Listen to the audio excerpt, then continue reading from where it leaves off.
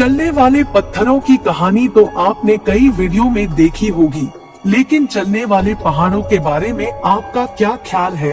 दोस्तों, हमारी धरती अजीबोगरीब रहस्यों से भरी पड़ी है। बरमूडा ट्रायंगल से लेकर अंडर वाटर रिवर तक कई ऐसी जगह मौजूद हैं जिनको सिर्फ समझने के लिए बड़े बड़े साइंटिस्ट भी फेल है। आज आप ऐसी मिस्टीरियस जगहों के बारे में जानेंगे जिनका वजूद आखिर कैसे हुआ, ये वाकई एक पहेली है। तो आइए वीडियो शुरू करते हैं।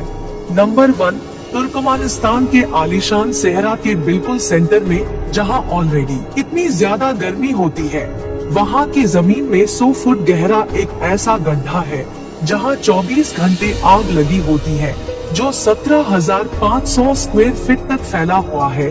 चाहे बारिश हो या तूफान, ये आग पिछले 50 सालों से ऐसे ही जलती रही है। लेकिन सवाल ये है कि ये आग वहाँ लगाई किसने? कहा जाता है कि 1971 में एक सोवियत जियोलॉजिस्ट यहाँ ड्रिलिंग का काम कर रहा था कि अचानक उनके नीचे जमीन खिसक गई और तभी से यह गड्ढा बना हुआ है। लेकिन उनको यहाँ से अजीब सी स्मेल आने लगी और मालूम पड़ा कि इस गड्ढा से नेचुरल मीथेन गैस निकल रही है, जो कि मीथेन गैस डेंजर होती है।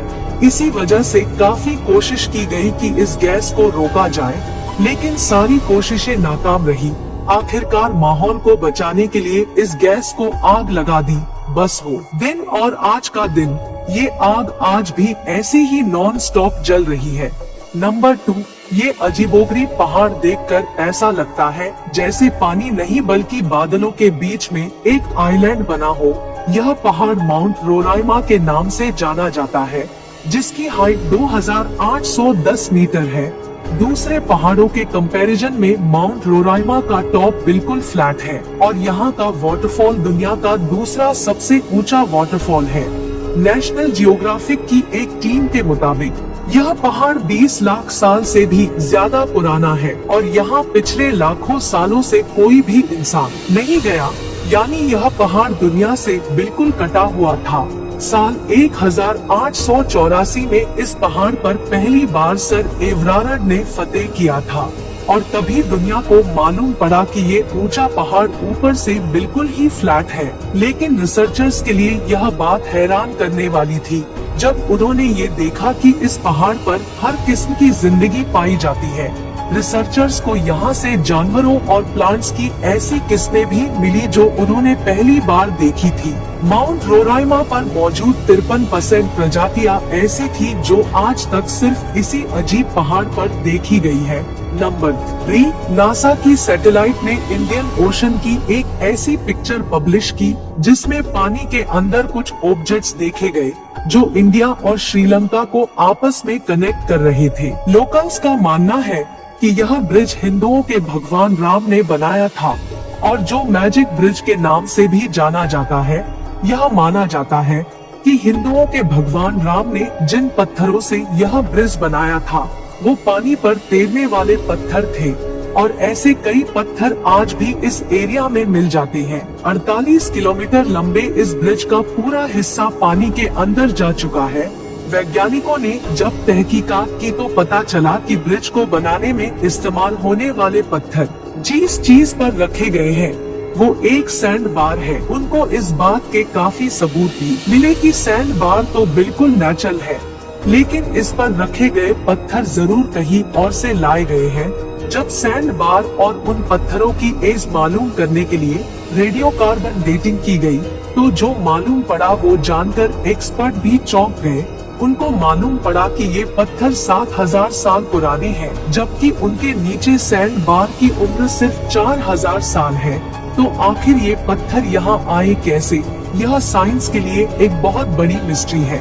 नंबर 4, कभी आपने किसी पहाड़ को हिलते या फिर उसको अपनी जगह बदलते हुए देखा है? क्या ऐसा पॉसिबल हो सकता है? तंजानिया में गोरोंगोरो कंजर्वेशन एरिया में मौजूद ये एक ऐसा अजीबोगरीब पहाड़ है जो हर साल 66 फीट तक अपनी जगह बदल देता है। यानी जिस जगह वो अभी मौजूद है, अगले साल यहाँ से 20 मीटर आगे या पीछे चला जाएगा, और वो भी बिल्कुल नेचुरली। और अगर इस पहाड़ से थोड़ी सैंड लेकर अपने घर में भी रख दोगे तो भी वो ऐसे ही मूव करेगी। और इस बात की गवाही खुद तंजानिया के प्रेसिडेंट जकाया किक्वेटा ने अपनी प्रेस कॉन्फ्रेंस में दी थी। साइंटिस्ट ने इस मिस्टीरियस पहाड़ के मूव करने की वजह जानने के लिए कई एक्सपेरिमेंट किए और यह पता लगाया कि ये सैंड हिल कम से कम 30 लाख साल पुरानी है और ये तब से ऐसे ही अपनी पोजीशन बदलती आ रही है। एक्सपर्ट्स का मानना है कि यह सैंड हिल वोल्केनो से निकलने वाली राख है, इसी वजह से ये मैग्नेट की तरह बिहेव करती है। अगर थोड़ी सैंड हवा में भी फेंकी जाए तो वो हवा में फैलने के बजाय एक दूसरे से चिपकी रहती है। लेकिन ये सैंड हिल अपनी जगह क्यों बदलती है, इसका असल जवाब अभी तक तलाश किया जा रहा है। नंबर 3, ये बात तो हम सब जानते ही है कि इस धरती पर 29% जमीन है और 71% पानी। वर्ल्ड मैप में अगर देखा जाए तो पूरी दुनिया की समंदर आपस में जुड़े हुए लगते हैं। ऐसा लगता है जैसे हमने सिर्फ इनको अलग अलग नाम दिए हैं, जबकि यह सारे आपस में जुड़े हुए हैं। लेकिन अटलांटिक ओशन और पैसिफिक ओशन के बीच से अगर गुजरा जाए तो समंदर के बीचों बीच एक ऐसा नजारा देखने को मिलता है। समुद्र की इस जगह पर कोई दीवार या बाउंड्री तो नहीं, लेकिन फिर भी दोनों समंदर के पानी आपस में मिक्स नहीं होते। लेकिन इन दोनों पानी में आखिर ऐसा कौन सा राज है कि ये समंदर की लहरों के बावजूद भी आपस में मिक्स नहीं होते? असल में ये दोनों समंदर के पानी अलग अलग जगह से बहते हैं और इसी वजह से दोनों समंदर के पानी की क्वालिटी भी अलग है और इनका सॉल्ट लेवल भी अलग है। आपने भी स्कूल में पढ़ा होगा कि जिस पानी में सॉल्ट ज्यादा होता है वो नॉर्मल पानी से ज्यादा हेवी होता है। ऐसा ही कुछ होता है इन दोनों समुद्रों में भी। सॉल्ट के साथ साथ इनकी केमिकल कॉम्पोजिशन भी अलग है और यही रीजन है कि ये दोनों समंदर बिना किसी बाउंड्री के एक दूसरे में मिक्स नहीं होते।